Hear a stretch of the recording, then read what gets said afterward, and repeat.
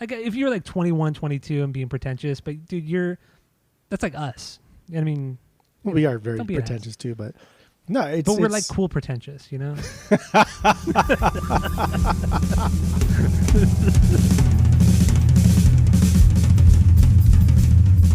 Welcome back to Asinine Radio, a weekly podcast where we talk about music, and, well, that's pretty much it. So, let's go!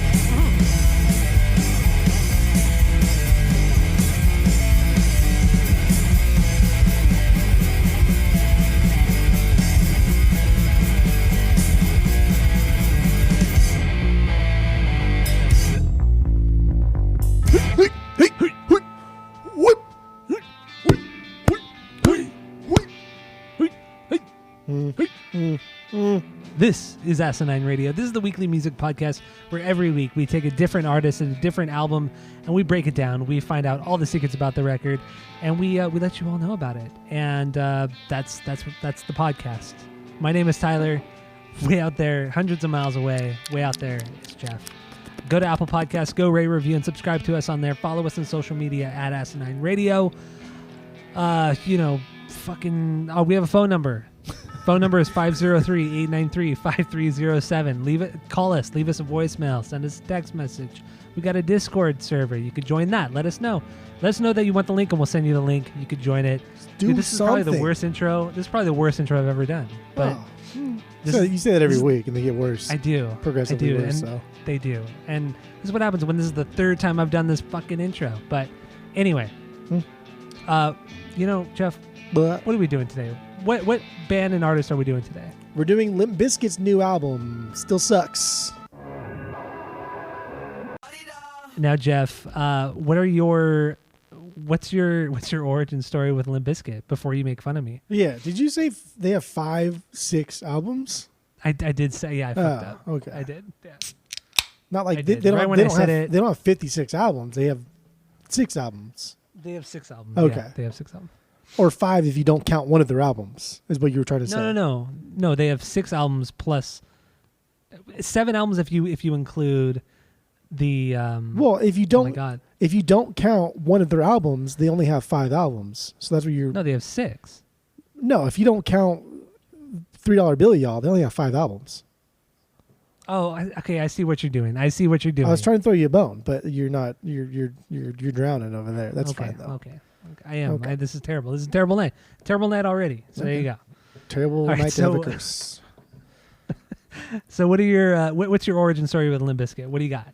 And then we'll get into our initial thoughts on this record. Much like in the rankings, I said my origin story is I got $3 Bill Y'all first, and then I wasn't like in love with it, but I liked it enough to buy or want someone to take me to buy Significant Other like the day it dropped. And I ended up buying an edited copy, and it was super annoying because I just tried to convince my dad for like fucking days to get me just the copy itself. And then I got an edited one, and there was no way I was doing that again. Trying to convince him to get me there's no fucking like what would you have said? Hey, remember that thing that you thought was too inappropriate for me? Well, this actually isn't as inappropriate as I thought. I need the one that is more inappropriate. So please take me back to buy it. Okay. So yeah, I had that would definitely go over well. I had the edited copy of, which is weird, but I had the unedited copy of $3 Bill, and it had parental advisory sticker on it, clear as day. Yeah, that is weird. Actually, funny side note is, do you remember Kid Rock's Rebel Without a Cause album? Is it Rebel or Devil? Yeah, terrible record. I think it was Rebel, right? I think it was Rebel Without a Cause. Maybe it was Devil Without a Cause because he's trying to be cute. Whichever is the main thing people say, then it was the other one. But if you ever had the CD itself was just Kid Rock's middle finger. Yeah, and it was just his right middle finger with just all the fingers right there with rings on and everything. And I remember I was organizing my CDs one day. My dad saw it and like grabbed it, palmed it, and he was like, "What's this?" I was like, "Oh, that's Kid Rock." And like as I was speaking, he just like fucking squeezed his hand together and shattered it. And then without even like saying a word, just left. Okay. That's cool. Like I thought we were going to have a discussion about this, but nope. Just shattered my Kid Rock record. Just broke it. So yeah.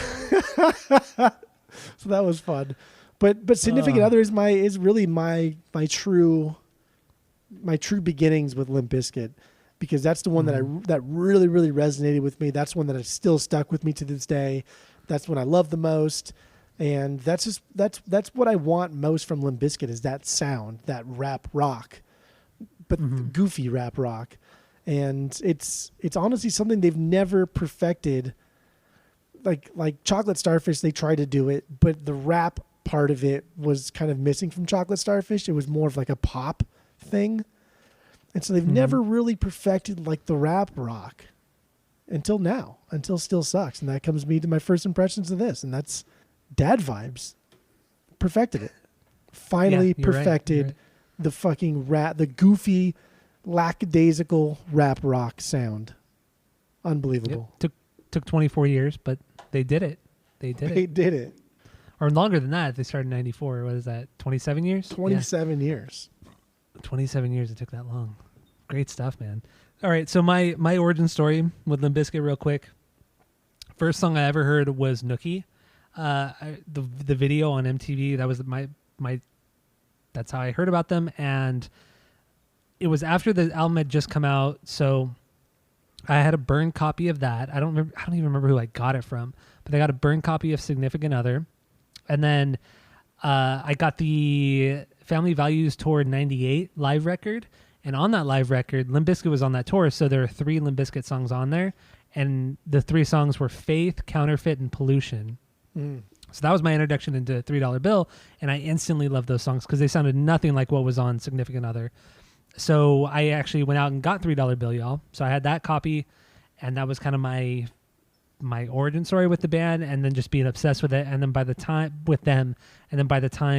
Chocolate Starfish came out, I was, Limp Bizkit, like, you didn't want to say you liked them. Like, I was embarrassed to say I liked them, but I listened to them so goddamn much. All the fucking time. I had the videos recorded, from Significant, and Together Now, Nookie, Break stuff, and then going into My Generation and Rollin'. Dude, I had all those videotaped on a VHS tape, and I would just fucking watch them over and over again. Loved it. Obsessed. Absolutely obsessed. And then, of course, finding out more how they were related to Korn made them even cooler to me, because Korn are the greatest band to ever exist. So it was great stuff. So that's my origin story. Initial thoughts on this record, I was very pleasantly surprised. I didn't think that they would ever put out like a bad record, because they've already Gold done Cobra it. was so good. Oh yeah, they had already done it. Like, you can't get much worse than Results May Vary. You really can't. And after Gold Cobra and realizing like how self-aware they were, and the couple songs that they had already released over the last almost 10 years, it can't be bad. So I was stoked for it, and it honestly exceeded my expectations. Like, within 2 listens, I could already differentiate every song. Yeah. I could tell you how every song, not necessarily went, but like kind of what I felt about each song by the second listen of the record. And that's very rare with like any band, even bands I love. It could take 5 to 10 listens before I start to differentiate the songs, but not with this one. This one really stood out, and I think that makes for a great record, honestly. Yeah. It really, really does. And to keep that same kind of style that they're known for, it's pretty remarkable. So there you go. That's my origin story and my initial thoughts on Still Sucks. So let's get into... do we have any stinkers? Let's start with that. I don't have any stinkers, but I have 2 songs that are complete throwaways. They're not stinkers. Yeah. Same here. I don't have any stinkers, but there are 2 songs that I'm okay if they were never on this. What are those 2 songs never for you? Existed, really. Don't Change, the NXX cover. Yeah, that's stupid. That's one. And then the other one that's not the last one, Empty Hole. Agreed. Yeah. The 2 acoustic songs. They're not good, they're not bad, they're just, they shouldn't exist. The NXS song is not a bad song. It's catchy. It's got parts in it that's fine. It's just like, you're coming off Turn It Up, bitch, and you put on Don't Change. Like, what are you doing? I know. And the sequencing Turn from up, Don't bitch. Change to You Bring Out the Worst to Me, I thought that was a fine transition. That elevated gradually. That was fine. But Turn It Up, bitch is my 2B. And then to really? drop into Don't Change, I thought was just like horrendous. That was just bad planning. I'm with you on that. It doesn't make sense to have it like put Don't Change as like as a B-side maybe, or I guess maybe just put it after a different song. Yeah, Turn It Up Bitch is, it's too wild of a song to have right before an acoustic song. It's weird, but I agree with you. Don't Change and Empty Hole are my two non-banger songs. Everything else is a banger for me. Dang, Honestly, even the everything else last is a banger. song. Even the last song. song. Yeah, even the last song. Okay, all right. I was surprised. I'm just as surprised as you on that. But yeah, Empty Hole. Yeah, throw away. Boring. So let's move on from those because I'm not even a big NXS fan. I never have been. They're fine. They're good. I just never resonated with me, and I think you would agree, right? Yeah, I've never been into them. Never really cared. Yeah, very new romantic style and just 80s shit. I don't want to listen to. I don't care. Yeah, I think like the best thing to come out of that kind of genre was The Cure, and even that, I mean, a lot of Cure stuff I can't get into. So there you go. So let's get into let's get into Dad Vibes since we already played it. Right up front, there are no music videos so far for this record. There's like a live video of this with Fred Durst dressed up, but outside of that, no music video for Dad Vibes. What do you got kind of musically on this one and lyrically? So Dad Vibes is my 3B because I think this song is so fucking good. I think this is like arguably the best perfect like interpolation of rap into their rock music that they've ever done. Because sometimes it gets a little bit more rock than rap. This is clearly more rap.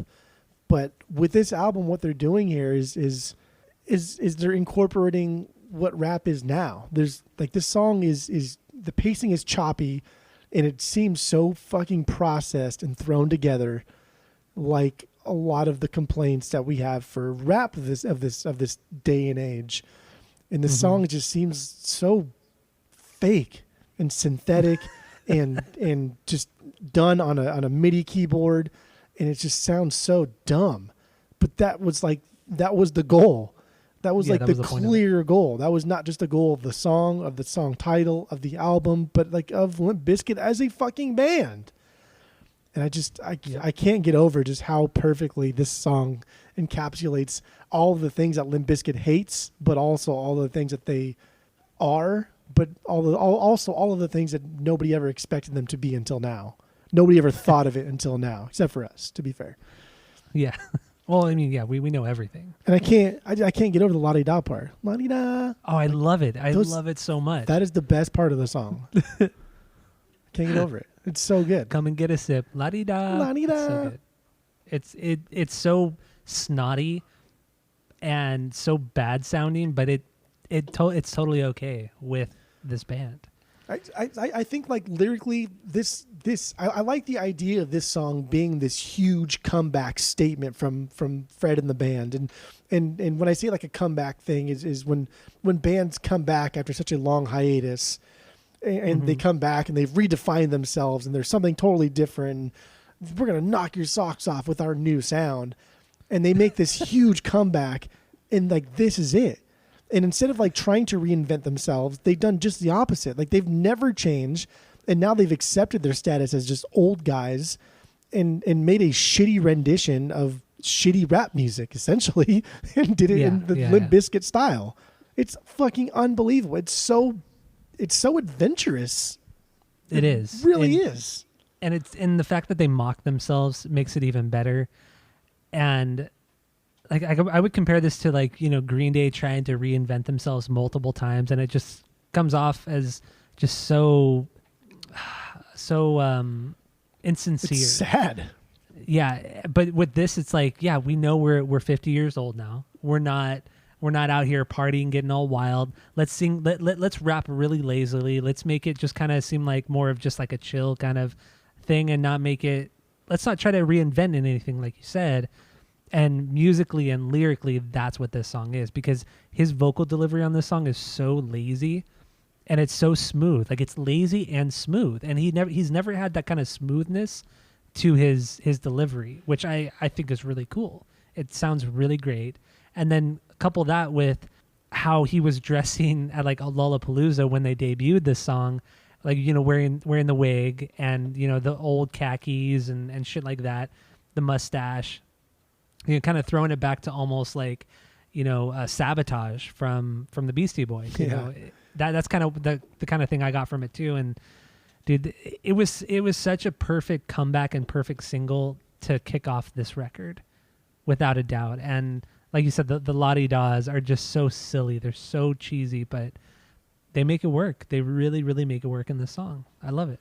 This is a band that I don't know, Disco Elephants. I'm now thinking that was never even a real thing. That was just, I don't know. It was just hype builder, a placeholder until they decided to actually stop being lazy and do something. Because we've had singles trickling out since 2014. Like we've had songs trickling out here some and great there. songs too. And we've had just enough talk of Disco Elephants, but never anything concrete that ever had legs. And just I don't know, just the long con aspect of this band, and like how Disco Elephants has blown up into this Chinese democracy type thing, where like at this really point, has. like at this point, there's no way that they could ever release it because it could not hold up to its talk. Absolutely. Like just like Chinese democracy, like there was no even as ambitious as that album tried to be, it was plagued. It was doomed before it even was released because there's no way you can live up to that kind of hype. But now I think like Disco Elephants was never meant to be like a release. I think maybe it was all just like a joke and just something to keep us on the hook just enough. So people listening who don't know what we're talking about, Stampede of the Disco Elephants was supposed to be the follow-up to Gold Cobra, and it originally was supposed to come out in 2014. They released singles, this and that, but it was never actually released. Wes Borland always said it was because, Fred never was really comfortable with the vocals. He would record vocal tracks, but then he would just throw them away. And apparently they had written and recorded up to like 35 songs or something like that. And then by the time this album came out, Fred had he had brought it down to the 12 songs, but I forgot where I was going with that. But there's no better person to blame totally it on where I was going than with that. Fred Durst. Like if you're going to blame it on anybody, blame it on Fred Durst because that's what we do. Yeah, blame it on but Fred Durst. Durst. I think even Fred admitted like this is all on me. This is not like he's the only person to blame for the delay, which is fine. That's totally understandable. If you don't want to put something out that you don't like or you don't believe in, don't fucking put it out. Just don't do it. So I actually respect him for that. We could have easily had another album like Results May Vary. Maybe not as like serious in tone, but it could have been just as bad. I don't know. I'm not convinced anymore that there was ever, I don't think it was real. I don't think that they actually had an intention of putting a record out. But then why release these singles like Endless Slaughter and Ready to Go and then I don't know. And Lights was another one that wasn't. That song is terrible, by the way. I fucking don't know. It's so weird, and I don't know. I think just to keep us on the hook, but without thinking they're going to release this album, Still Sucks. They could have kept us on the hook indefinitely. It's true. I don't know. This band it's still surprising me. Still surprising me. They do. No, they surprised me as well. Wait, hold on one second. I have to hold on. Wait, so where did we leave off? We left off. We were talking about Disco Elephants. I'm not convinced anymore that Disco Elephants was actually a legitimate threat. I think maybe it was just it was a passing idea that they were throwing around in the vein of like Chinese democracy. I don't know, man. I really think that they intended to release it. I really think they did, and I think Fred Durst got cold feet. And then it's like also when you look at Results May Vary, that whole album cycle, he was very kind of self-conscious about where to go next. And because of the way Gold Cobra had kind of flopped in a way, I think it all came down to, him being secure and or being afraid of putting something out there to be made fun of again. I really think that's what it is. I really think that's what it is. Yeah. What? I know it's true. Like, how many albums can this poor dude release where just people just make fun of it constantly? Even their most popular release in Chocolate Starfish, they've sold millions of records, but that album still is still pandered and people still make fun of it. But he'll never win. He can never win, no matter what situation. He won now. This is a win. This is the first win they've ever had. Well, I was gonna say I feel like this is the first time in the band's history or Fred Durst in general, where people are actually admiring him. Like everybody's beginning to admire him or beginning to kind of just enjoy his presence, without making fun of him. And I think a lot of it has to do with this song because look at the first two lines of the song. Check out your dad with the swag on the floor. Mama gonna brag when I walk in the door. I mean, terrible lyrics, but it's so self-deprecating and it's so middle age of him. Because I love it. I love it so much. Nobody thinks their dad is cool. Nobody thinks like their mom's gonna brag when their dad walks in. That's so dumb. It's so fucking pathetic. There's not even I can't even think of a good adjective to describe how stupid this is. I can't even think of one. I'm at a fucking loss how dumb this is. Also in the chorus, the line "Dad got the sag in the back with a drip." I mean, it's so good. And then it follows up with the "Come and get a sip, la di da." La di da. It's fantastic. But when I first heard it, before I looked up the actual lyrics, because I did look them up, I thought he didn't use the word sag. I thought he used the derogatory term for a gay person. Oh. That's what I thought, and I honestly I thought that would kind of I thought maybe he kind of threw in that word because kind of throwing it back to the old days when a lot of people use that term. I thought maybe he did that intentionally, but then I looked it up and no, it was Dad got the sag in the back with the drip. This song is just like nonsensical Fred Durst at his best. Damn this dad like a river, flow so cold, need ice to deliver. The fuck does that even mean? It means mean nothing. It's just all these things just sound cool and dude, like dad rock. This is what is happening now. It just sounds fucking cool. Drop so hard like a rock, Dad don't stop. What? So damn clean, he a mop. He a mop. Sugar. Yeah, this is unbelievable. Yeah, and that's honestly all the lyrics on this record. All the lyrics they seem to be pretty nonsensical, and I'm not knocking him for that. I think that's really funny, and the songs make up for any shortcomings when it comes to the lyrics. It's totally okay, totally cool with it. I think the lyrics are so good, and how like I said, how they set it up with what he was dressed as, with the wig and the clothes, the khakis. Like it was a little bit of and then with like the checkered Vans too. So it was like a mixture of like the dad from the 70s and 80s, and then the dad of like who's still trying to be cool nowadays. Like it's that funny combination of it all. Honestly, it was spot on, absolutely spot on. It really was. It couldn't have been better. And then watching that Lollapalooza performance, and he's still fucking jamming to break stuff and all and everything.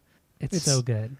It's such a man. I think too, like this because like a lot of the articles and reviews that I read are people that think or that were claiming to have been in on Limp Bizkit's charade since the beginning, which are fucking bullshit. No way. Yeah.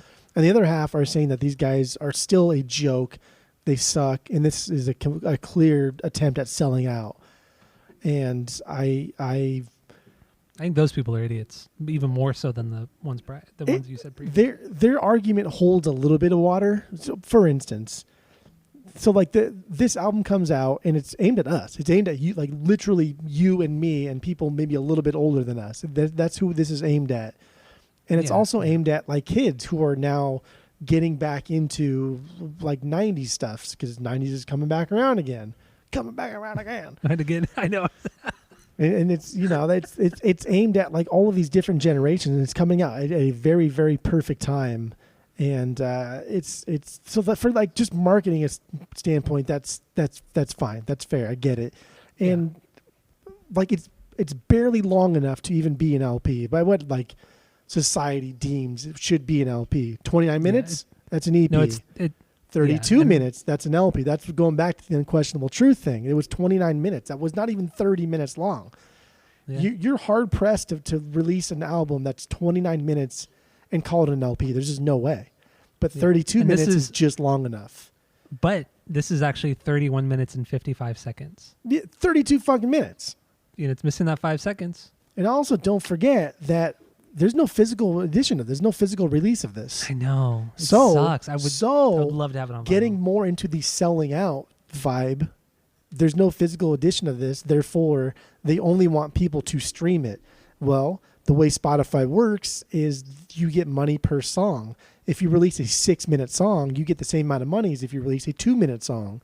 All of these songs are very, very short. That way you can listen to them all and get more money from it. So that's why I said the selling out thing does hold a little bit of water, because when you start putting all these together, it does kind of seem like this is a cash grab, but I think it's a calculated, well put together cash grab. I think you're right. And like we've talked about, they're very self-aware, especially in the last 12 or so years since they actually got back together in 2009. I feel like at that point they realized, we can just make goofy music, make money off of it, have a great time, never take ourselves seriously again, and have a pretty great career. And that's what they've done since 2009 with the touring and putting out Gold Cobra, and now this. This is a great output from them. This entire record. And it's weird. Everything is so calculated now with them. Like, really the only other band that has just self-proclaimed like we suck for so long, and it's accepted as just like that's what they do. It's funny. They don't actually suck. It's like Primus, right? How many bands have said we suck over and over in a very very like non-joking way, like dead ass serious? We suck. I don't like our music. It's not good. It's but the difference between Primus and Limp Bizkit is that Primus, from a technical standpoint, they're pretty far advanced. I don't know. They're pretty far ahead of Limp Bizkit musically. But that's one side of the coin. The other side of the coin is Limp Bizkit writes really, really, really melodic, catchy music. And us as humans, I like Rush is fun to listen to. But I mean, they're fucking boring. I'd rather just listen to Kesha because she makes really melodic music that I can sing along to, and it's enjoyable for me. I don't have to put so much effort into it. Rush to Kesha. That's a big jump. But like you're not. No, I get what you mean. I get what you mean. You're painting half the picture. That's the point. But another thing is Les Claypool's been a fan of Fred Durst for a very long time, for decades. Yeah. What's that one thing he said in the interview about Woodstock? Like, no press is bad press. That's what Les says about Fred Durst, and it's kind of true. Not bad press is still good press. It's no press is bad press. And at the end of the quote he says, Fred is a great guy. Like he ends the quote with that, and I love it so much, especially considering how Fred and Les Claypool have worked together on each other's records. I love that. I love that Les likes Fred Durst. I don't know. I just think it's so fucking cool. And for someone like Les Claypool, who, I mean, he's not like the spokesperson for music by any means, but no one doesn't respect Les Claypool. Like absolutely. No one has come out and been like, oh, he's a fucking dick. Fuck him. I don't respect. Like, no one has ever said that about him. So the fact that he's just in this other realm of musicianship, when he says something like that, like you gotta take it. You gotta take it at what it's worth. So there's something to Fred Durst that Les Claypool thinks is worthwhile. So clearly we're missing the point here. And when I say we, I mean the people that have been saying that Limp Bizkit sucks from day one. Exactly. And I mean, like I said too, when you look back on it, Fred Durst worked on the Primus record Antipop. Primus was also on the Family Values tour in 99. Yeah, he was on 98. He was on the 99 tour. Or 2000, I think it was 99, but yeah. So like he's really just, he knows Fred well. He's obviously friends with him and the band. So it's like it's a fucking total long con. Limp Bizkit is a long con. Fred Durst is a long con, and I absolutely love it. I love it so much. And I mean, he's just like we talk about like guys that have just a really hard work ethic, and it always kind of comes back to like Danzig's mentality of just let's hit the town with 1,000 flyers for every show that we do. And like that's what Durst was doing. He was putting together bands from while the very he was beginning, like fucking giving shitty tattoos and mowing lawns and stuff. Like he was boots to the ground, working his ass off to get this band off the ground. They were doing shit before, back in the 90s, before $3 bill, they needed more fans to come to the show. So he's like, why don't any women that want to come to the show, they'll get in for free. And that boosted their sales. That boosted the amount of people who like them, because who doesn't want to go to a free show? You know what I mean? So that boosted their sales. And then even that payola thing that they did after $3 bill came out, where the label paid $5,000 to a radio station to play the the payola scandal. Yeah, they paid the radio station $5,000 to pay counterfeit. I think it was counterfeit, either that or pollution, 50 times in a row.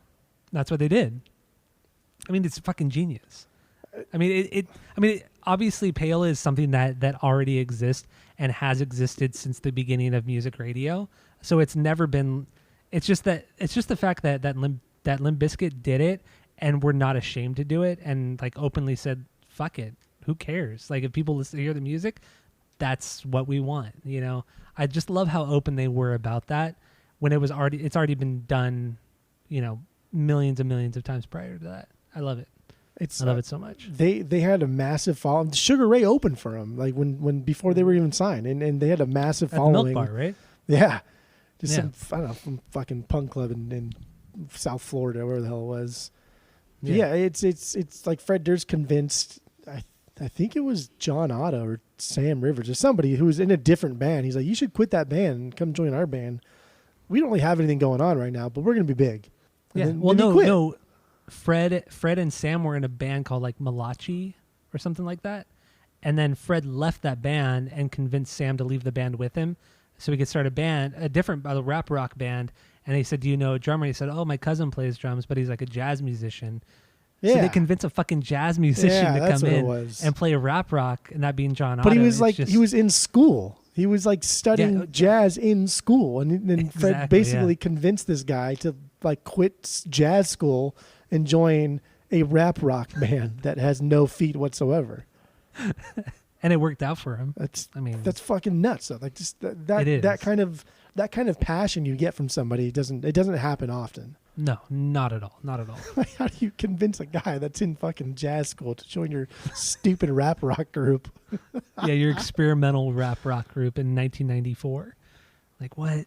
Like I obviously Rage were blowing up and shit like that, and Korn, but damn, it's pretty fucking nuts. So let's get back to Still Sucks. Let's go back to 2021 to present day. So Dad Vibes, obviously that's your 3B. You said that's also my 3B. So we're on the same page there. So do we have anything else to say about this song? No. No. So then what is your 1B? Snacky Poo. Snacky Poo is really your number one? Snacky Poo is my 1B. Shit. Yeah. Wow. Okay, let's get into that. So just the intro itself, that crinkling and then the chewing. Oh yeah.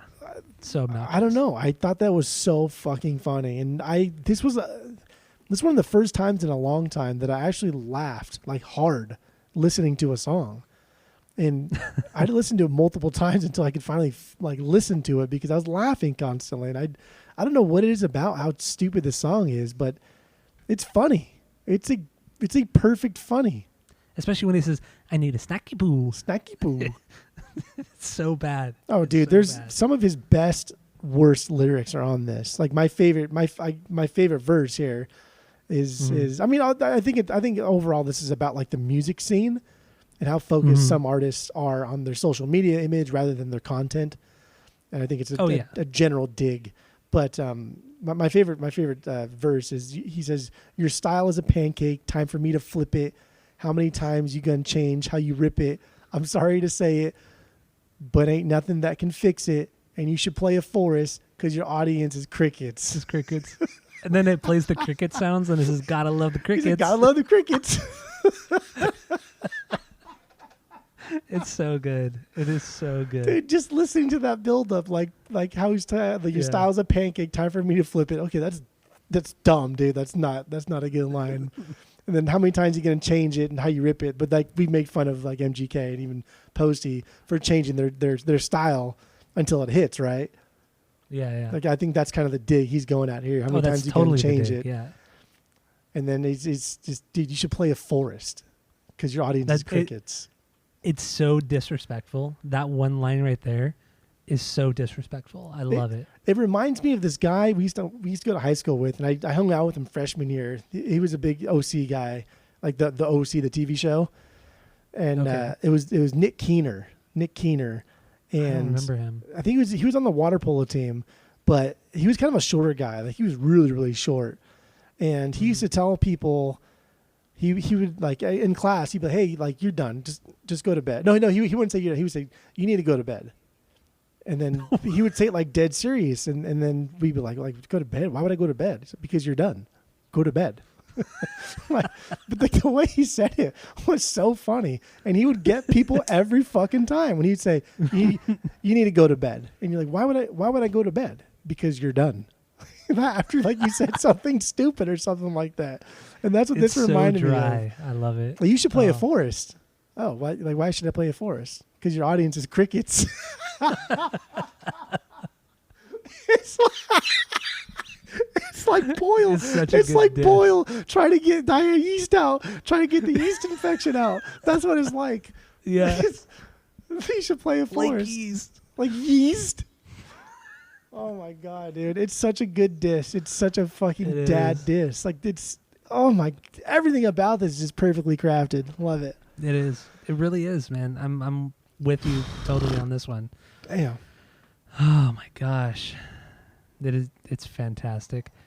And on lyrically on this one too, I feel like it's him kind of calling out people who have tried to reach out to him, trying to feed off of Limp Bizkit's notoriety and kind of fame, saying like, why don't we do a tour together? Why don't we play together? Our styles are similar. But then him realizing like, you're literally nothing. Like, what have you done?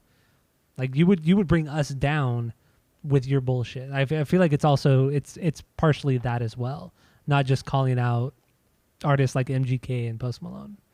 Yeah, on this. Limp Bizkit isn't in the game to give out little snacky poos. It's not what they're about. And there's a part too. There's a part too when he's trying to say blogosphere, but he says like, he says blogosphere, and just like trails off, and it's so ugly and pathetic. It is. This is a great diss track. Absolutely a great diss track.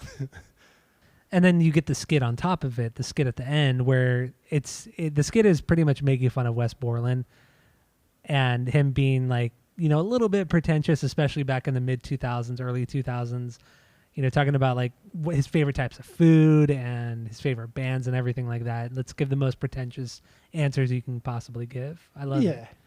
Mix the Chris Farley thing in there. It's funny because like Wes had this image of kind of like being a dick, just very, I don't know, not fun to talk to. He's better than But then we talked to him, and he was amazing. He was so fucking nice. He was so nice. Yeah, he was like stoked that we were talking to him. We had like a weird connection immediately, just because he was so excited to talk to us. Yeah, and this is like 2 years after he left Limp Bizkit. And yeah, he was so nice to us. He had no because we asked him about Limp Bizkit, and he had no problem answering honestly and truthfully about like his plans with Limp Bizkit. He wasn't like put off by it. He wasn't upset by it. Like he answered us honestly, respectfully, and kind of like excitedly. Yeah, and I'm like Fred Durst is always criticized for being the goofball and just being so egotistical. Wes Borland's also he's made fun of just as much, but just in a very different way. More of a visual way. Yeah, more in a visual, but also like as being this like overly artsy guy who is very pretentious rather than douchey. You know what I mean? Like there's that difference between the pretentiousness and the douchiness of Fred Durst. But maybe that's kind of what Limp Bizkit was. It balanced out those two things, the two characters. I don't know. I don't fucking know. No, it's great. Regardless, it's great. So let's play a little bit of Snacky Poo, and then we'll finish that up and then go on to the next song. Sound good? Sounds good. All right, here we go. Snacky Poo from Limp Bizkit.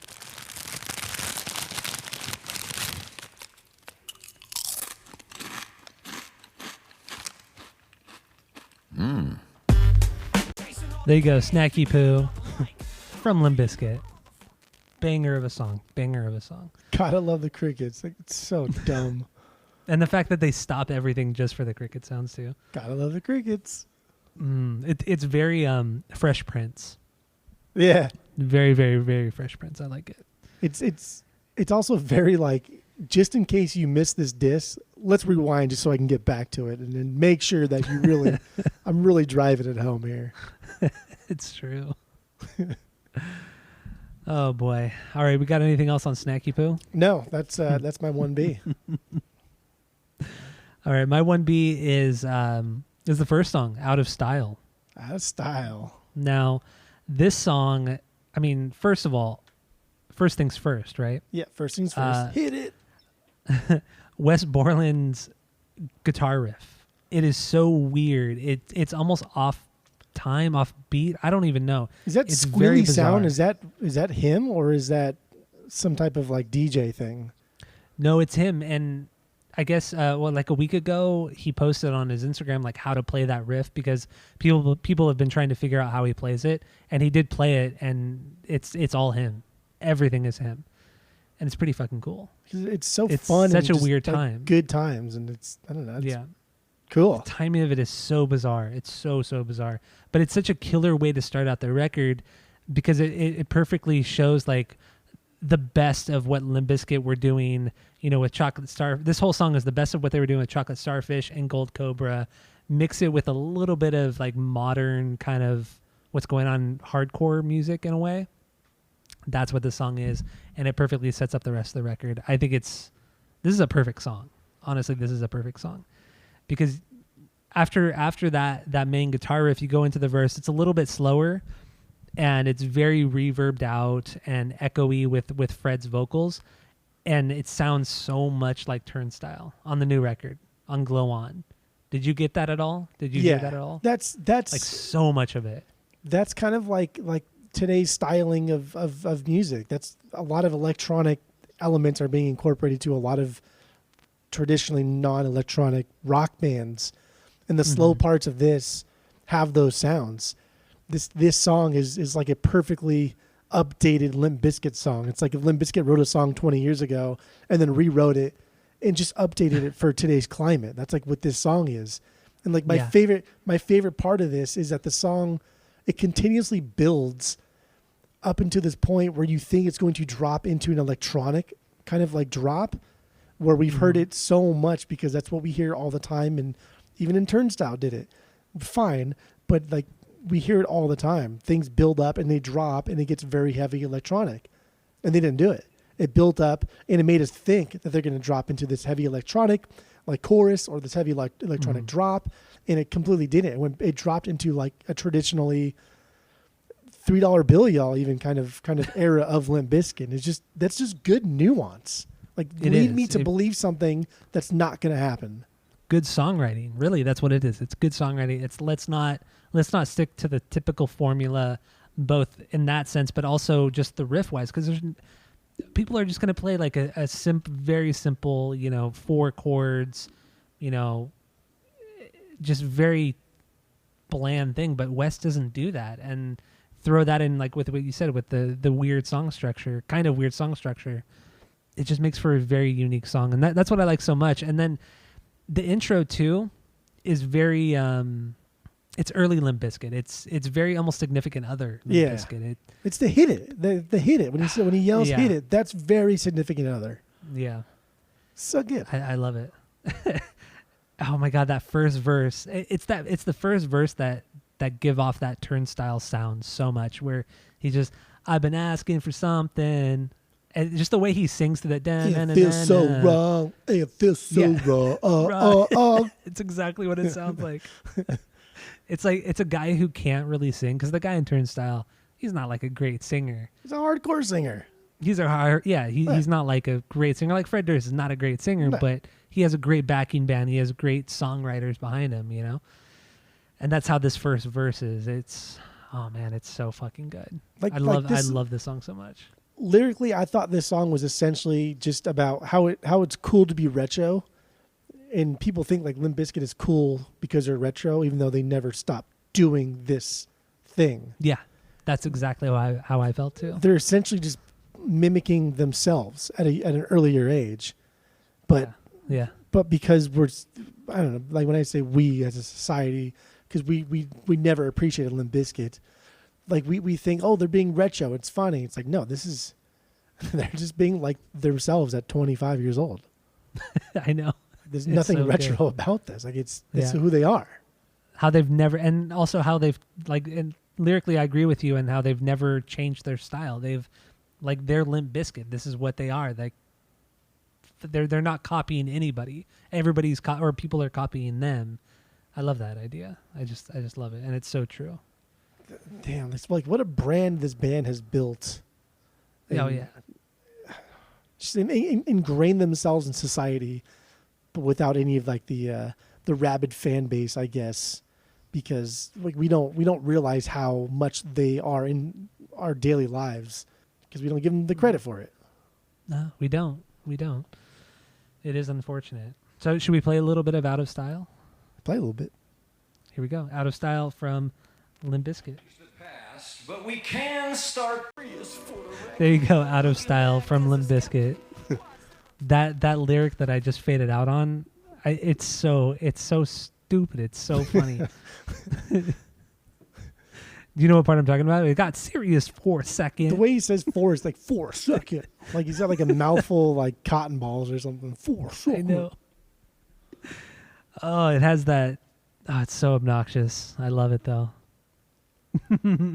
The song is so good. It has so much to it. Like we said, like with the turnstile, the heaviness, the weird rhythm section of it all. This is everything you would want from Limp Bizkit in a classic sense and a modern sense. This is perfection on the record.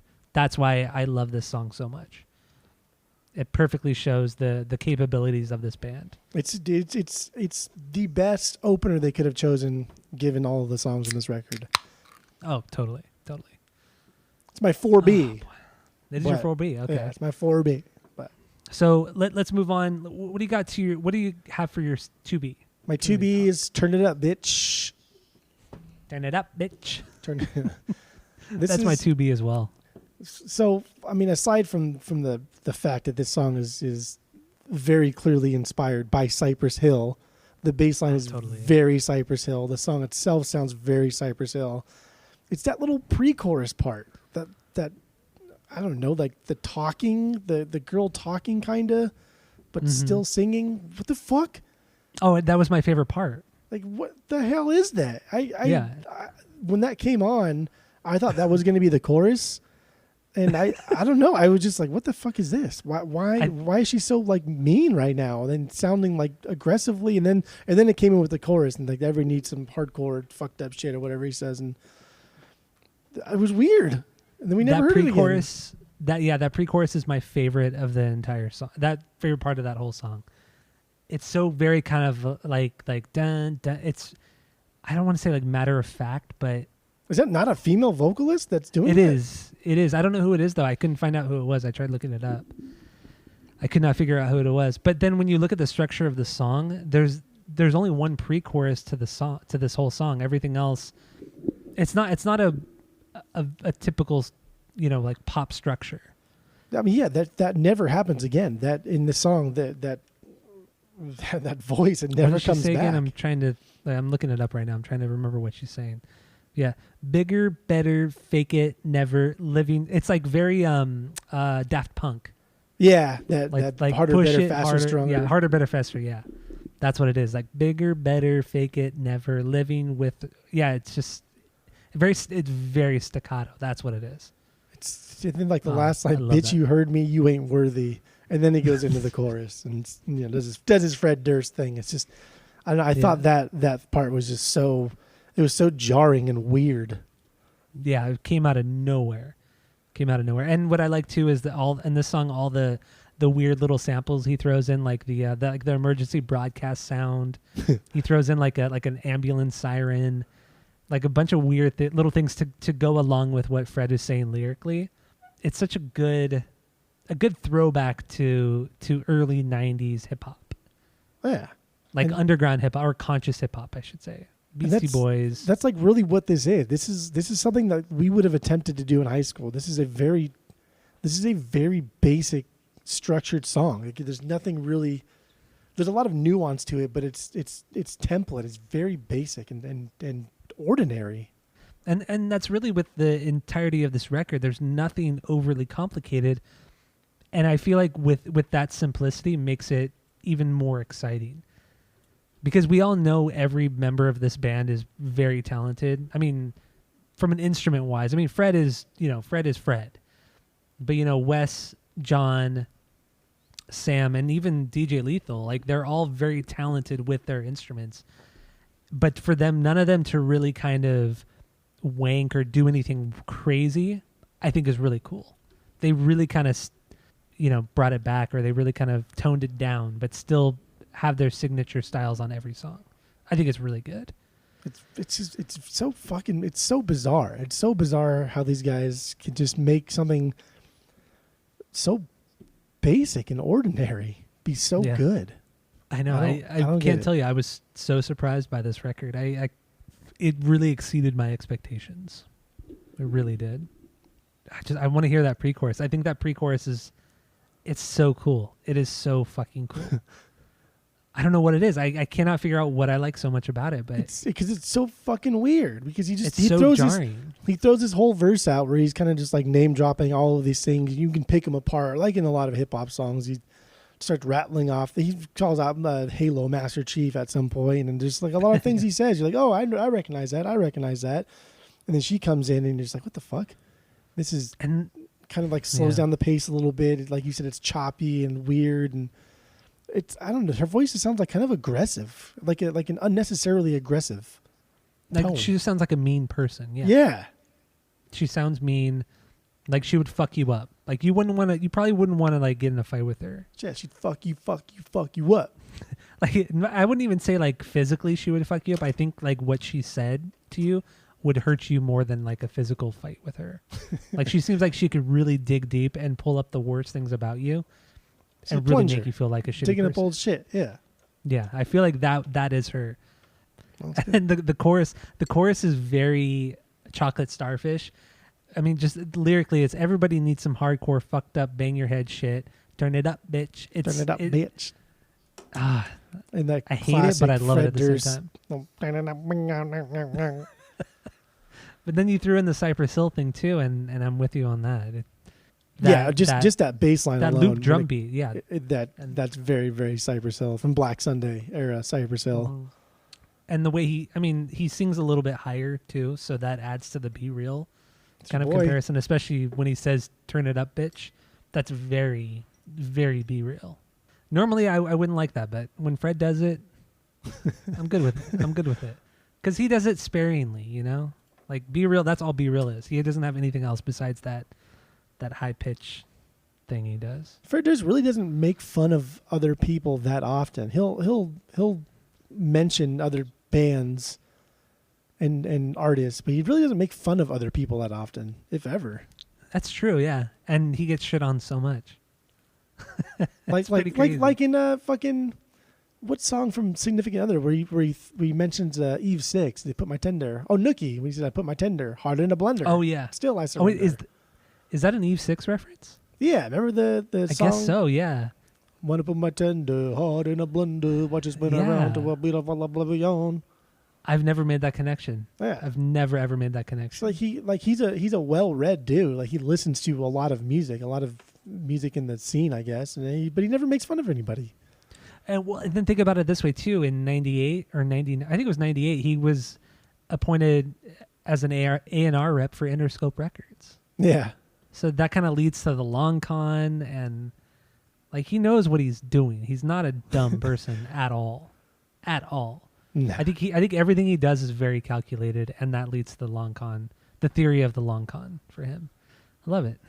Absolutely love it. I agree. Should we play a little bit of Turn It Up, Bitch? Yeah, if we can get to that little pre-chorus. The pre-chorus is all that matters. So here we go. Turn It Up, Bitch from the Limp Bizkits. There you go. Turn It Up, Bitch from Limp Bizkit. Dude, I could listen to that pre-chorus over and over again. Does she have like an accent? No, I don't think it's an accent. I think she does. When she says love my early sex ain't marrying. I think she love my early sex ain't marrying. I think there's an accent there. I don't know what it is. I don't hear it. I just heard it now. It's so subtle. I swear to God, there's an accent there. I don't know. I don't think there's an accent. She just has I don't know. It's a way of. I'm all turned around. I'm all turned upside down. I want to know who it is. I really want to know who it is. I would love it if it came out. It was like fucking, I don't know, John Otto or something. Just John Otto. That would be so cool. Just with like with like a voice pitch, like where it makes his voice higher. Yeah, just something super like because the other guys are pretty normal people looking dudes, and John Otto, like, besides his little beard that he always got going on and his tats, he's a very normal looking dude. Very, very normal. Yeah. I'm so curious about that pre-chorus. Oh my god, this is a great song. It's a great song. That's why it's R2B. Yeah, no, that's R2B. true. Oh, I do want to say on this song that walking stand-up bass line, I think it's so good, and it's definitely like a cool. I feel like Fred threw that stand-up bass in there based off of his love for jazz music, because obviously we've talked about like the whole jazz night thing he was doing every Thursday night in LA, and you know how he had jazz musicians play at his house, and even the drummer for Limp Bizkit right now is one of those guys, one of those jazz drummers, because John Otto's not in the band right now, or he's on hiatus. So I forgot the guy's name, Steven something, but he's one of those like jazz musicians Fred has been, you know, having play at his house and play at those concerts or those shows. Yeah, it's a very really cool. it's a very classy sounding bass riff or bass tone, but I think it's dude, it's the Cypress Hill song. I Ain't Going Out Like That. It's the same bass line, just Is it like a little bit different. It's like Okay. the same fucking thing. that boom boom boom boom? And then Cypress Hill, boom, boom, boom, boom, boom, boom, boom, boom. Because it's kind of similar, yeah. I mean, Well, there's a little more notes in the Cypress Hill. There's four Okay. notes each of them, but yeah, okay. Just a little bit more added to it. Just not It's like literally the single, same exact fucking Well, notes, it's just except like, the you know, last two are switched. Well, no, it's It's also like like clearly it's a rip-off of Cypress Hill. That's exactly what he was doing in the delivery. Everything about the song is a rip-off of Cypress Hill, paying Or it's an homage to homage. Cypress Hill, yes. homage. Yeah. Which is just Let's a not say nicer rip-off. way It's of not a saying rip-off. rip-off. It's not a ripoff. It's an Well, homage. an homage is still ripping something off. Well, it's not. You're announcing it. It's not. Except one is an homage and one's a ripoff. Well, what's the difference? They're not the same thing. Well, you tell me what the difference. I'll stop saying The them. difference is an homage is more of like an inspiration of a track. It's more of like a thank you. Like this is something like saying like you inspire me. Here's me kind of appreciating. But you're still taking your the sound. style. No, but you're not. It's not a ripoff though. A ripoff is taking something directly from that artist or group and putting it into your song. That's That is a that's ripoff. like plagiarism. You're literally taking That's what verbatim. That's exactly what a. Do you not know what a ripoff is? That's what a ripoff is. I don't think I'm you know telling what a right now. ripoff is. I'm literally telling I think you. an right now what a homage ripoff is just is a nicer way to say you're ripping somebody off. It's not though. I literally just explained it. When Zeppelin I release this episode, you'll go back and listen to this. Zeppelin and were a realize that I was rip-off right. band until they got caught, and then they became an homage band. Correct. Yeah. So there you go. No, you're right. No, you're right. No, Yeah, you're right Zeppelin- about what you said about Led Zeppelin Zeppelin, but were what a you said about rip-off Limp Bizkit is band. not right. Until they got caught and then became an homage band. Correct. But it's the same thing. Rip-off and This homage song are the same thing. It's not though. Yeah. It's not. That is. It's not. You're It's taking not. something that you didn't create and making your own. No, it's being conscious of the fact that you're appreciating somebody else's music and you're I don't mean it in a you're negative you're- way. You can you're rip off showing a stuff all the tribute time. to I that- didn't mean a that artist or negative band. thing. But you're acting like it. No, Just because you're not saying it, I that's what rip you're. stuff off all the time. We don't. The fact We're the that we best. podcast, we are ripping off other podcasts. We're not though. We weren't the first podcast ever. We were the But we're the second. The best first podcast was the first was The Greatest Debate. That was the only other podcast that I ever liked It's the only one that matters. during the rookie years. I miss that. Yeah, the rookie years. Yeah, that's all that matters. Dude, those like first 80 episodes were. It was good. It was It good. was so funny. It was good stuff. Yeah, so let's Anyway. turn up bitches. My number 2B And your 3B was Dad Vibes, was right? the dad vibes. That was also my 3B. So what do you got for your 4B? 4B was Out of Style. Okay. All right. So we talked about that, obviously. My number 4 is Dirty Rotten Biscuit. Bizkit. Dirty Rotten Bizkit. Second song. This is one of the heaviest guitar riffs on the record. And then it jumps into this very catchy chorus. And then you go into the bridge that is so reminiscent of something that could have been off of Chocolate Starfish. Yes. But not ripping it off. It was... Oh, can you rip off your own material? You can. Bands have done it. Look at Bad Religion. They've done it. Well, they never Rancid wrote too. new material. That's Bob Oh! Dylan. Yeah, Bob Dylan. Yeah, got him. I ignored that last comment. Oh well, but you heard me. I mean, you heard me. That's why I you said choose you to ignored not understand. it. By you saying you ignored it means you heard it, and you I heard understood it. nothing. Yes, you heard everything. Anyway, so Dirty Rotten Bizkit. This is my 4B. What do you got on this one? This is my 8B, Okay, not but bad, not I mean bad. that's not. This album is fantastic. So like these later Bs are. It was hard for me to go. I went back multiple times and changed the Bs around, and it was difficult.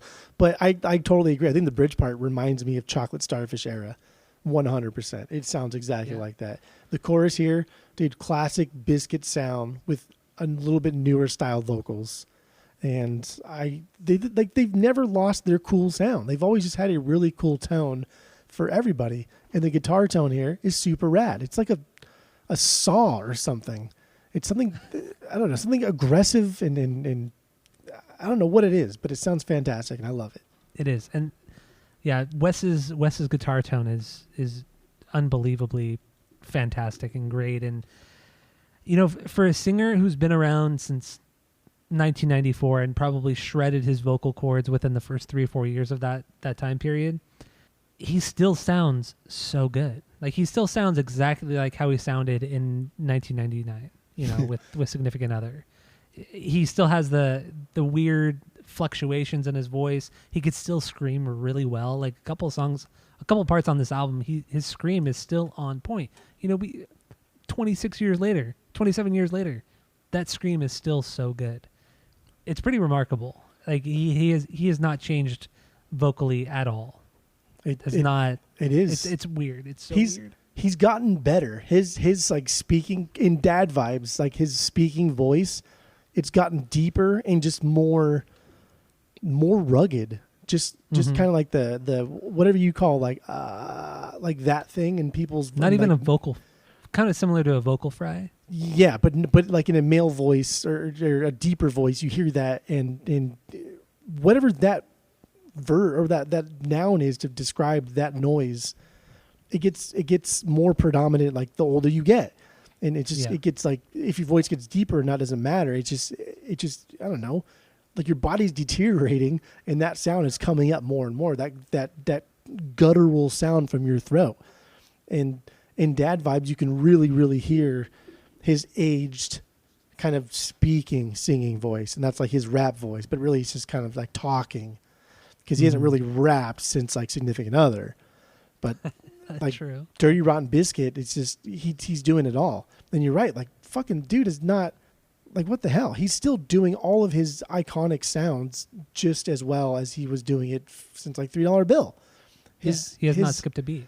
His woosa, like those goofy little things that he used to do. Remember the woosa, woosa. Oh, dude, it's Or so even good. in My Generation, you know, leading into going out of the bridge into that big heavy riff, that big drop. He goes, wah.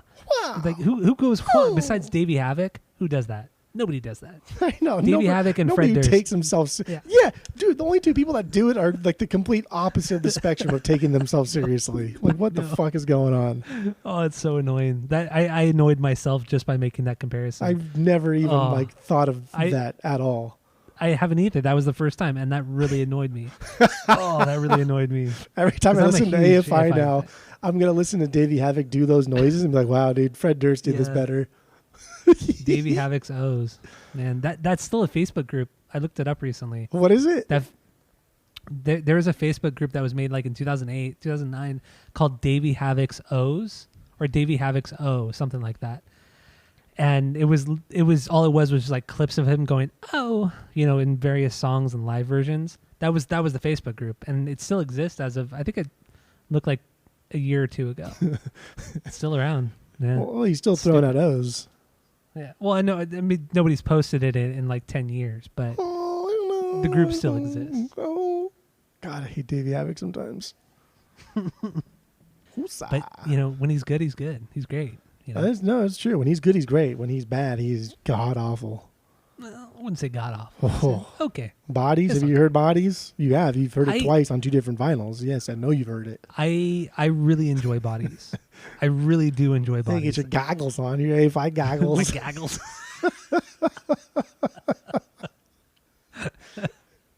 I never opened the other one. It's still sealed.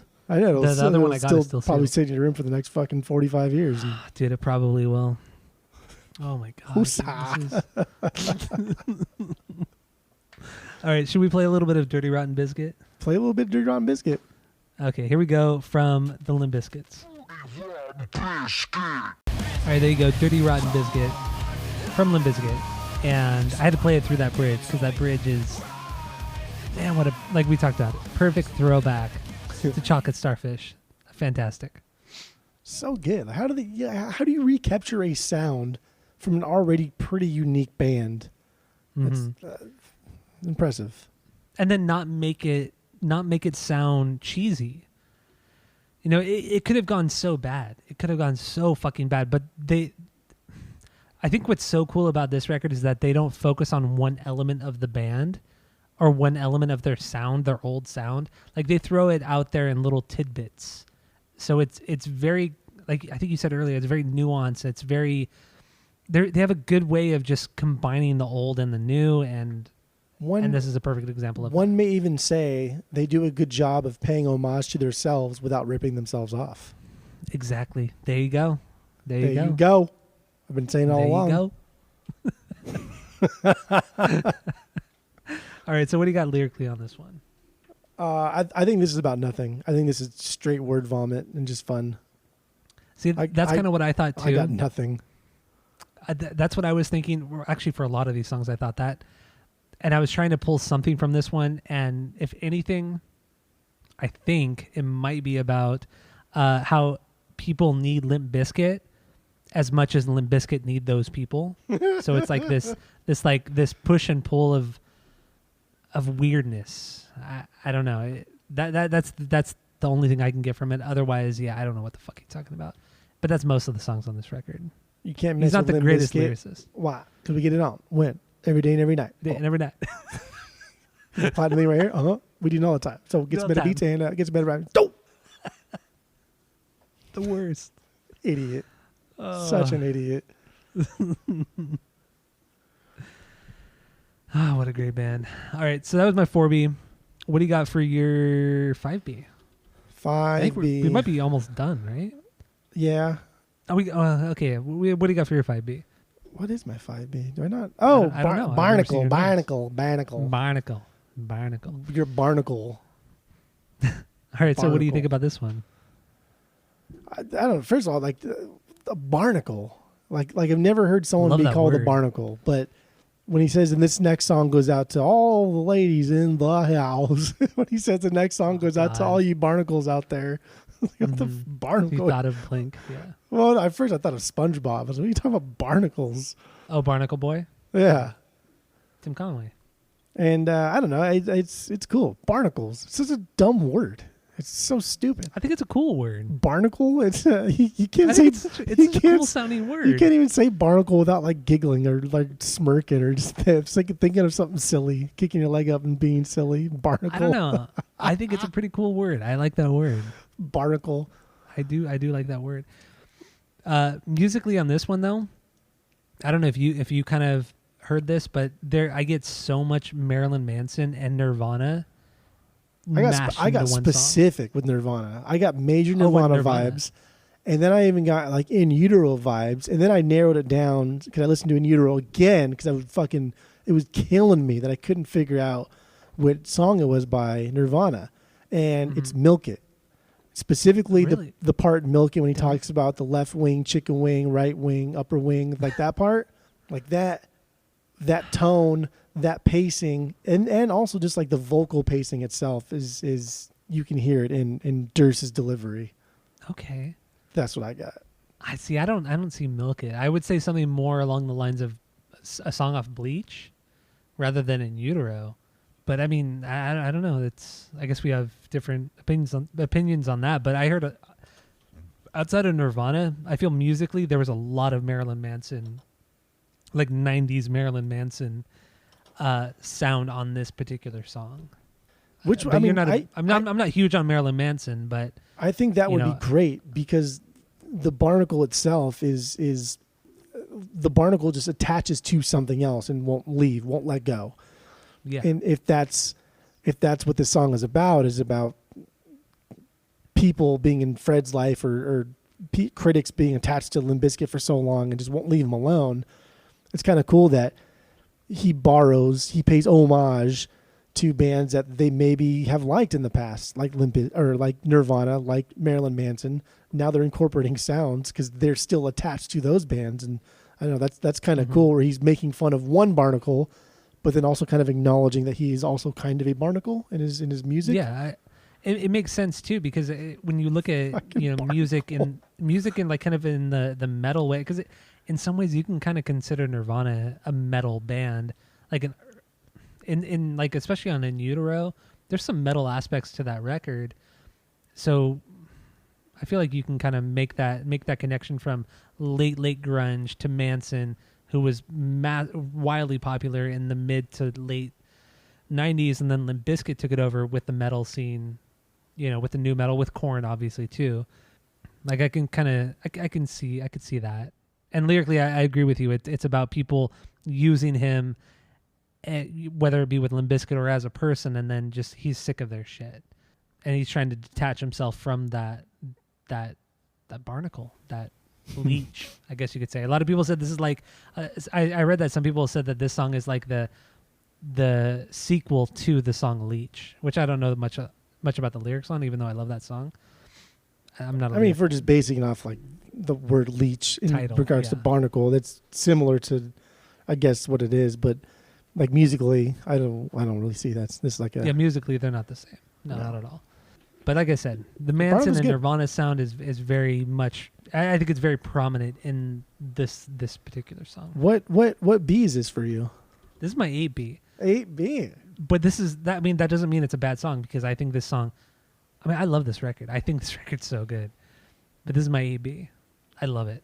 I love this song. Well, we got 4 more songs. Should we play a little bit of it or no? What do you think? I'm looking to see if there's anything else that I really want to. Because I think there's one song that's similar to this one that I'd like to talk about briefly. I mean, we can just And at least then- talk about the rest of them. We don't have to play all of them. Okay. I kind of want to play Barnacle because I just want people to hear, like that Manson. To me, the Play Manson Barnacle. is so I mean, this song prominent is in not this. even 2 minutes long. It's a fucking short ass Yeah, song. it's short. Play It's it. short. So, Play it. and Play I'll it. play it. I'll play it. Okay, here we go. Play the fucking track. Here's Barnacle from Limp Bizkit. Song goes out to all you barnacles out there. There's a little bit of Barnacle. So, like in the verses, it's more vocally, it's more Kurt Cobain, but then it's more Manson, musically. And then you get into the chorus, and it's like a good mixture of Nirvana and Manson. I don't know. I'm going to stand by the Manson thing. I feel like there's so much influence from that. I mean, I've listened to From them. like 4 Manson songs in my life, so I'm not gonna But even those discount it 4 or Manson anything. songs, those 4 Manson songs, you could say, One of them is "Dope Show," and I mean that song's all right. pretty stupid. Yeah, I've never been a fan of that. That song's kind of stupid, but anyway, we still got to do a Manson, even though he's been kind of canceled. We still got to do a Manson record on the pod. I think it would be really interesting, even though like I know you don't like Manson, I'm kind of whatever about him. I don't But I think dislike it would still him. be a lot of fun. If I'm basing my entire opinion on "Dope Show" and the 3 other songs I can't recall, then no, I have zero interest. But I don't know. Maybe there's some gold there. I don't know. There might be. Probably not. Okay, so Might. what are the songs you want to talk about? What is Goodbye? What B is that for you? Oh, it's my 10B. Oh, okay. But it's still, I mean, it's the bottom of the Bs. It's the very bottom of the Bs, but it's really good. Should we talk about it? I mean, just for me, if this would have also been a throwaway acoustic song if it wasn't for that it's just so overly dumb and some type of like Yeah. stupid wannabe Kesha Justin Timberlake song. It's so dumb. See, what I thought about this song, it is a very silly sounding song, but it's very 90s pop rock sounding. Like, it sounds like something that maybe like Filter would have put out in the late 90s, or like, because it's a full band, but it's also acoustic and it has a lot of electric guitar playing, but not distorted. A lot of electric guitar playing on top of it. Like, it's very, there's a lot going on, but it's still very calm sounding, which is very late 90s sounding. And Filter is one of those bands that were like that. Yeah, I don't know. I can't think. I can't pinpoint one specific band that this would sound like, but it's so of that era. But I like it. I dig it. Yeah, I mean, it's also it'd be my 9B, I guess, because I don't have. Why don't you have a 10B? 10. It's like, how do I not have you should have a 10B. I guess I don't. Because you bring out the worst in me. That's my 10B, but that's barely. Oh, that is? Yeah. Okay. Really that low, huh? Yeah. That almost didn't make Why it. Because so like the intro, I thought that's like, my 6B, by the way. What is this, like Angels and Airwaves? What are we listening to here? It's silly. And like coming off the sequencing of Don't Change, I don't know. It works better than going into Don't Change. Mm-hmm. So I'll give it that, because Turn It Up Bitch and then going into Don't Change makes no fucking sense. But Don't Change and then going to this and then going to Love the Hate is a lot better. And I don't know, like I thought the verses just needed a little bit more for me. It's got a cool bass line and I appreciate the contrast from like the chorus into the verses, but I don't know, just wasn't quite enough there in the verses for me. So this is my 10B / okay song. That's fair. This is my 6B. The quiet verses are they're good, whatever. They're fine. But this is one of the examples on the record where he still has that scream. The screaming in the chorus just goes to show, like, it's never stopped. Like, the screaming now is the same as it was in 1997 on $3 Bill. Like, he has not skipped a beat. He's so good at that scream. One of the best, if not the best screamer in rock music. Oh, I mean, I don't care. I've been saying it for years. He really is that good. He could be like a really rad, hardcore screamer if he had the right band behind him to do that kind of music. It'd be fucking great. And if he decided not to be goofy. But, yeah, that's up to him. But otherwise, yeah, that's my 6B. That's up to him. I'm stuttering a lot, right? But, okay. Yeah, bring out the worst of me. That's fine. Another song I wanted to talk about, too, was Love the Hate. Love the Hate. This is my 5B. Where does this sit for you? This is my 7B, but this is where I thought that the chorus is definite proof of the long gone. Like, absolutely, without a doubt, this is now we can put to bed that yes, they have been doing the long gone.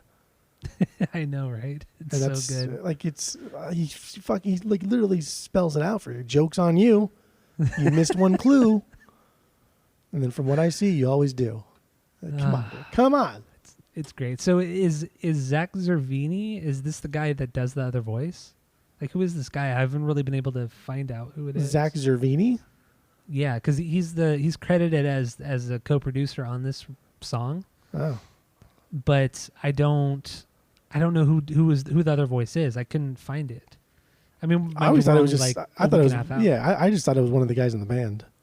No, I don't think it's one. I don't think it is. I don't hear Sam Rivers or DJ Lethal talk that much, so I don't know what I don't know how they sound. True. No, you're right. It might be one of those guys, but I don't know. It could be one of those. I don't know. Oh, I also wanted to bring up too that there's two new things that I've come across, two like quips about this band that I like, and one is Fred Ache, like a headache, but a Fred Durst headache, Fred Ache. That's in this song. I think that's so cool. That's so funny. And the other thing was Daddy Durst. A lot of the reviews I was reading were calling him Daddy Durst. I thought it was so fucking funny. So I like to call him Daddy Durst from now on. I like that. I do like that a lot too. Daddy Durst. It's so, like, the alliteration is great. I love it.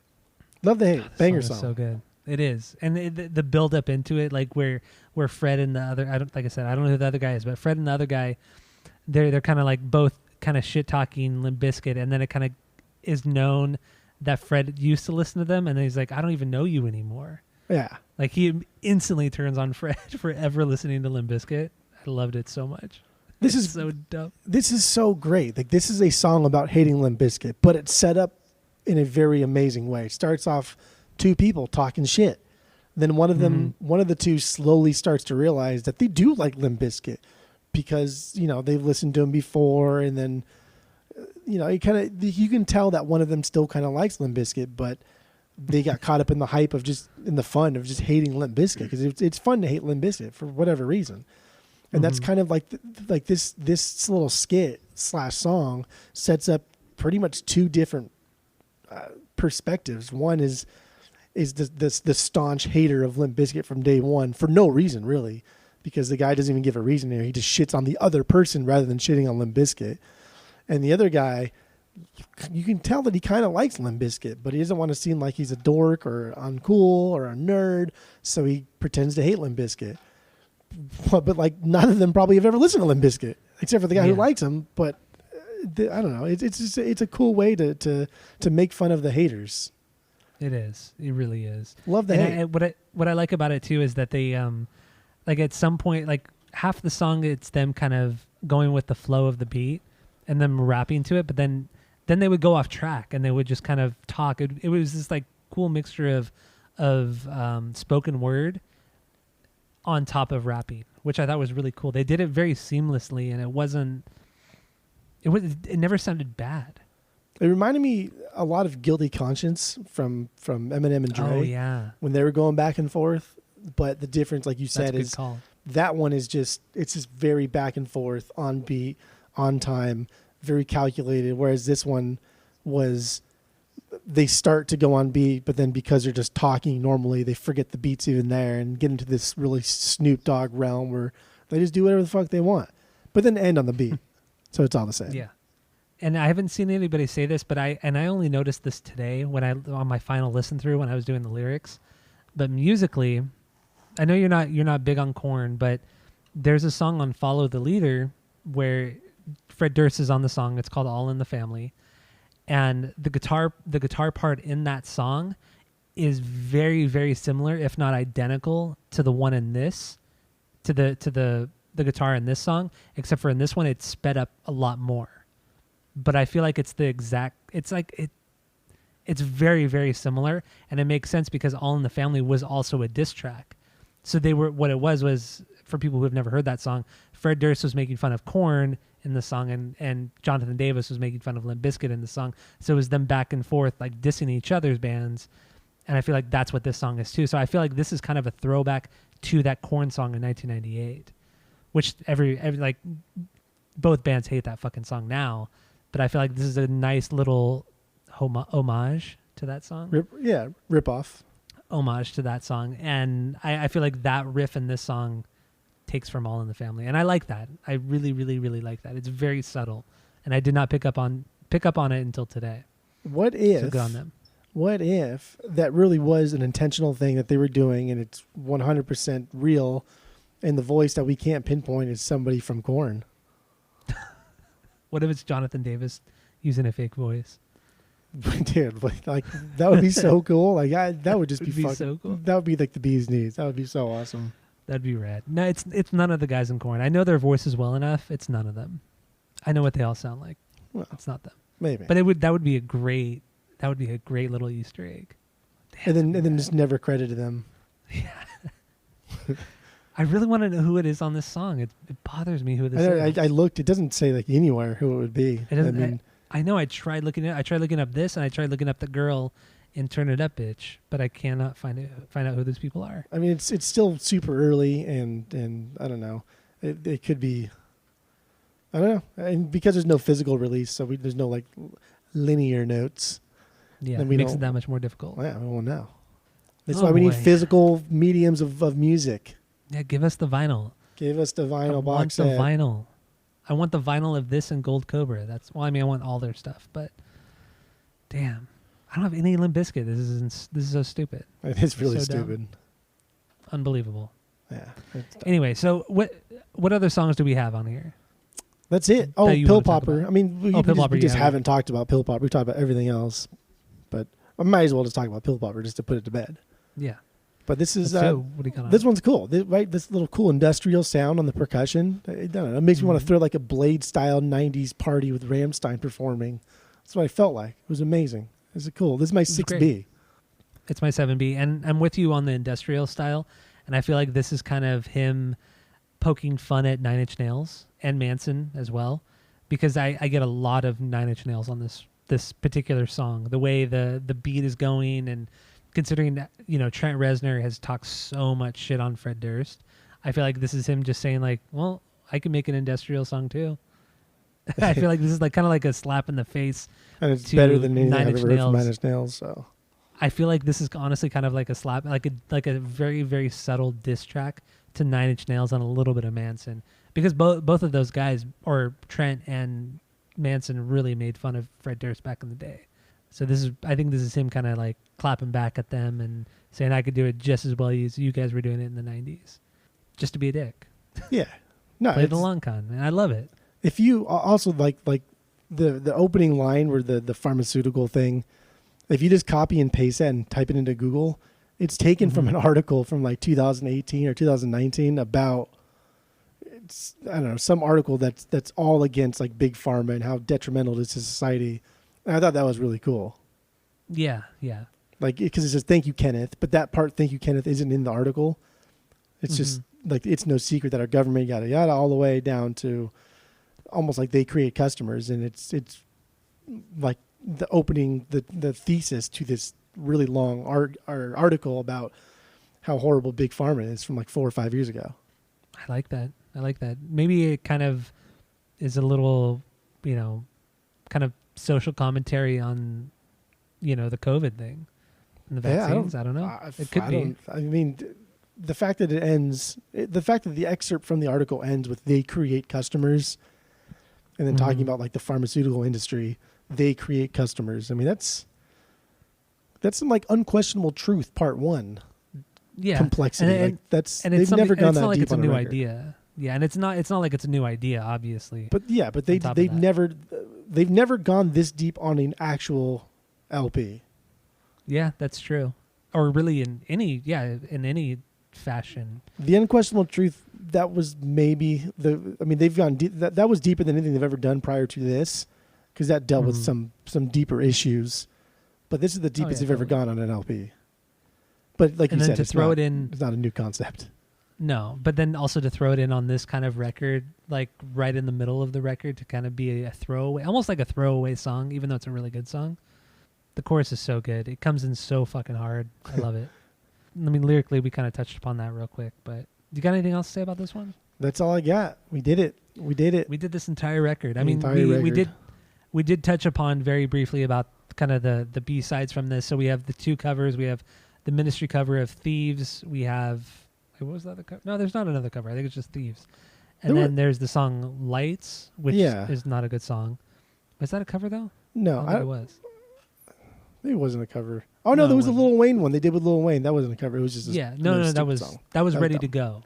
Ready to Go. That's a really good song. I don't like that except for that part with Lil Wayne. That part. Yeah, like why is he there again? It's so stupid. I like Lil Wayne. I think Lil Wayne has done really, really, really great stuff, but come on.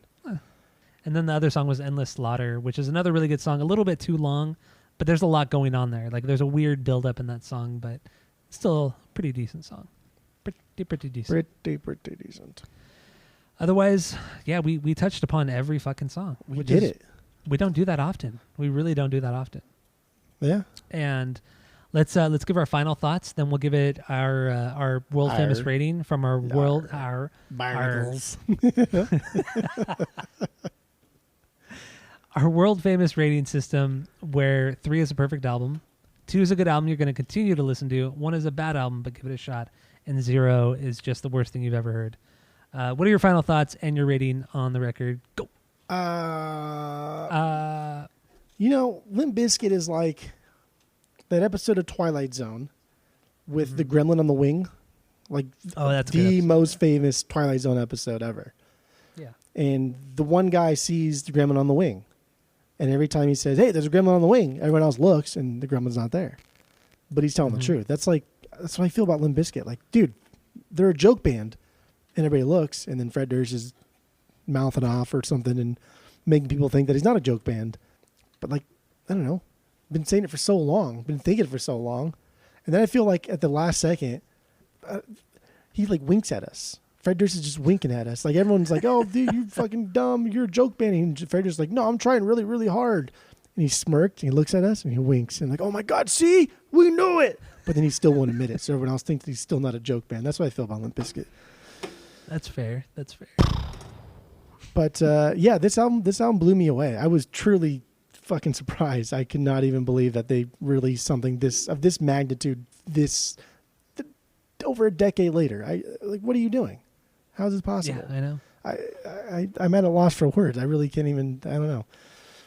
This is good stuff. Even the acoustic songs, I don't particularly like all that much, but I don't really hate them, and I don't think I would skip them. I'd probably still just listen to them. They're not terrible. Mm-hmm. It's out of place, but not terrible. But I love this. I love this album very much, and I will continue to listen to it. And I hope there's a vinyl release because I will buy it. I hope so. And I think the cover art is absolutely fantastic. Oh yeah, we didn't even touch upon that. I fucking love it. I love how horrible it is, how purposely bad it's drawn, and it's got like, you know, the stiff fingered Limp Bizkit logo guy on it from way back in the day, and it's just everything about it's just really gross. And it was all done by Wes Borland. It was all him. I mean, it's terrible. It's yeah. Like this is some shit like Kaylee would draw. It's not. It's meant to be gross though. Like if you look at other stuff that Wes Borland's put out, you know, drawing and painting wise, it's very similar to this. So I do love that you know, it was everything about this record was all done within the band. I think even Wes mixed, if I'm not mistaken, Wes mixed this record as well. Yeah, and I think that's DJ so Lethal cool. produced a handful of songs Yeah. that were predominantly him or focused on him, and these guys were very hands on. But I mean, they've been pretty hands on for a very long time.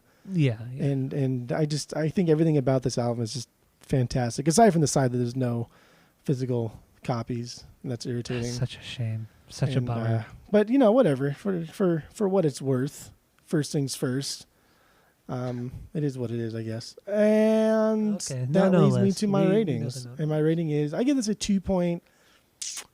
I'll give it 2.8. I'll do 2.8. Okay. All right. That's I'll do fair. 2.8. That's fair. It's very fair. Very fair. Yeah. All right. So my final thoughts. I think that this record blew me away. Like I said, I was expecting really good stuff, but this like blew me out of the water. I thought almost every song outside of those 2 acoustic songs were just so good. And like I said at the beginning, after the second listen of this record, I already knew which song was which. Like I was able to differentiate between the different songs, and that really says a lot about an album if you could do that. And I think this is the perfect blend and combination of new and modern, and they knocked it out of the park on this one. It's so fucking good. And with that being said, because those 2 acoustic songs, they're not bad, not necessarily skippable, but because of those, I cannot give this a perfect rating. So I will have to give this a 2.8. I'm with you on that, 2.8. Well, of those 2 you've songs. given perfect ratings, even though every song isn't perfect before. I've never done that. I've never done that. Okay. My whole life. Okay. Never done that in my whole life. Prove it. All right. Roll. So yeah, there we go. We each gave this album a 2.8. Very high ranking. I think this is amazing. This record is so good. Do we have anything else to say about it or anything in general? That's all I got to say about that. That's all you got? Okay. Well, thank you all for listening to the podcast. Go to Apple Podcasts, rate, review, and subscribe to us on there. Follow us on social media at Asinine Radio. Thank you all for listening. Continue to listen. Tell all your friends and family. We might send you a sticker. I don't know. We have stickers now. So many stickers. Yeah, so many stickers. So there we go. I don't know. I got nothing else to say. And that's it. That's all. Yeah.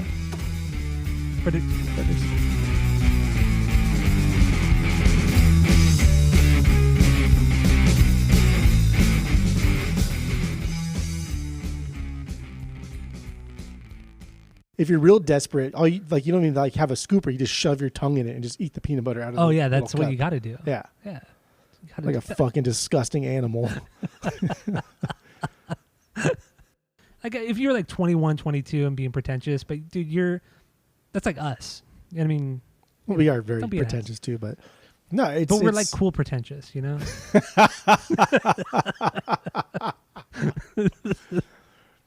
I ain't no joke. I'll say it once again. And if I get provoked, there'll be knuckles on your chin.